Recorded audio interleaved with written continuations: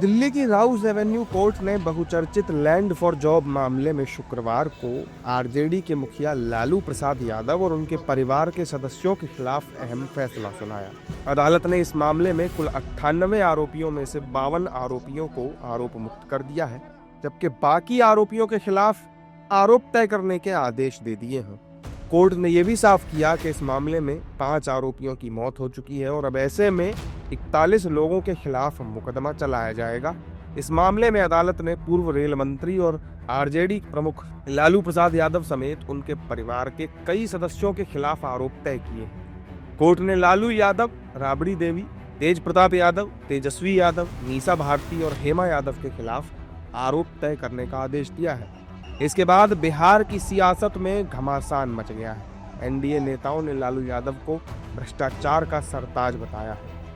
और इनके बारे में मैं एक ही बात कहूंगा कि कहीं तो फुल स्टॉप करते लालू बाबू। लालू प्रसाद को चारा घोटाले के 4 अलग अलग केसों में 32.5 साल की सजा हुई है, 32.5 years। Vitamin scam, selling the property, land for job scam. तो कितना स्कैम करेंगे लालू बाबू? क्या मतलब है इसका? देखिए, न्यायालय का काम है, न्यायालय तय कर रहा है। न्यायालय में जो चार्जशीट दाखिल किया गया उस पर कार्रवाई न्यायालय करेगा।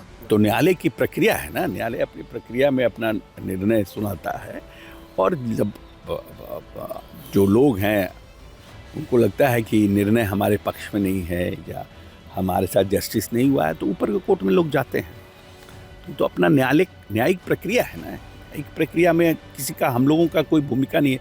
ये तो वकील और जज के बीच का मामला है और जो मुवक्किल हैं उनका मामला है। आपको लगता है, लीगल एडवाइस लेकर आपको लगता है कि कुछ पॉइंट्स पर हमारे साथ इनजस्टिस हुआ है, आप ऊपर जा सकते हैं। जांच एजेंसी ने पुख्ता सबूत माननीय न्यायालय के समक्ष रखा था और लालू जी के परिवार को पूरा मौका दिया गया अपने पक्ष में उनको बात को रखने का। माननीय न्यायालय दोनों पक्षों की सुनवाई लंबे समय से कर रही और ऐसे परिस्थिति में माननीय न्यायालय का जो फैसला है या जो उन्होंने अपने कार्रवाई के दौरान देखा है, उसके अनुसार संवैधानिक फैसला आएगा।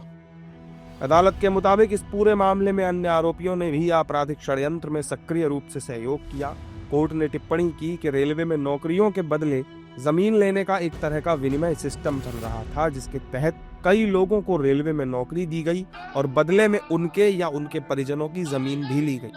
हालांकि विपक्षी दलों के नेताओं ने इस मामले में साजिश रचे जाने का आरोप लगाया है।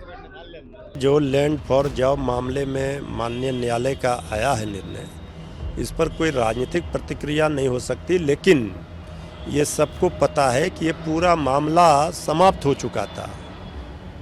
लेकिन इस जांच एजेंसियों ने इस पूरे मामले को फिर से खोलकर आदरणीय लालू प्रसाद जी के परिवार को फंसाने का साजिश और षड्यंत्र रचा। सारी चीज़ों का जवाब दिया जाएगा, कानूनी प्रक्रिया के तहत कानूनी लड़ाई भी लड़ी जाएगी। लेकिन जो लोग राजनीतिक लड़ाई हमारे विरोधी लालू जी से नहीं लड़ पा रहे परिवार से, तो वो इसी तरह से फंसा रहे हैं। ये 3 दशकों से ज़्यादा समय से चल रहा है। देखिए, आरोप तय होना मुकदमे को तय करना नहीं होता है। आरोप तय होने का मतलब मुकदमा तय होना थोड़ा ही है। अभी तो मुकदमा चलेगा, मुकदमे में जो सबूत होंगे उनके बिना के ऊपर फैसला होगा। अभी तो बहुत जल्दबाजी है। देखिए, मैं यही कहूँगी कि जो भी साक्ष्य रहे होंगे उसके आधार पर निर्णय हुआ होगा, पर साक्ष्य जो प्रस्तुत हुए वो किसने किए, तो लगातार कोर्ट इस पे सुनवाई कर रहा है और जो चीज़ सब जुडिस हो उस पर टिप्पणी करना उचित नहीं है। पर इतना ज़रूर कहूँगा कि आज की तारीख में देश का न्याय कानून पर पूरा देश विश्वास करता है और हमें उस पर विश्वास और विश्वास होना चाहिए। देखिए, ये पूरी तरीके से मैं इतना ही कहना चाहूँगा कि जो परिस्थितियाँ हैं उसमें जो सरकार चल रही है, वो सरकार केवल और केवल अपने विरोधियों को चुन चुन कर टारगेट करके उनको फंसाना चाहती है और उनको कमज़ोर करना चाहती है। इस मामले में अदालत ने आरोपियों के खिलाफ आईपीसी की धारा 420 और 120 बी के तहत आरोप तय किए हैं। इसके अलावा भ्रष्टाचार निवारण अधिनियम के तहत भी आरोप तय किए गए हैं। लैंड फॉर जॉब मामला उस समय का है जब लालू प्रसाद यादव केंद्र सरकार में रेल मंत्री थे। आरोप है कि उनके कार्यकाल के दौरान रेलवे में नियुक्तियों के बदले लोगों से जमीन ली गई थी। देश और दुनिया की तमाम बड़ी खबरों से जुड़े रहने के लिए लाइक करें, सब्सक्राइब करें यूट्यूब पर सच को हिंदी चैनल और बेल आइकन दबाकर पाएं लेटेस्ट अपडेट सबसे पहले।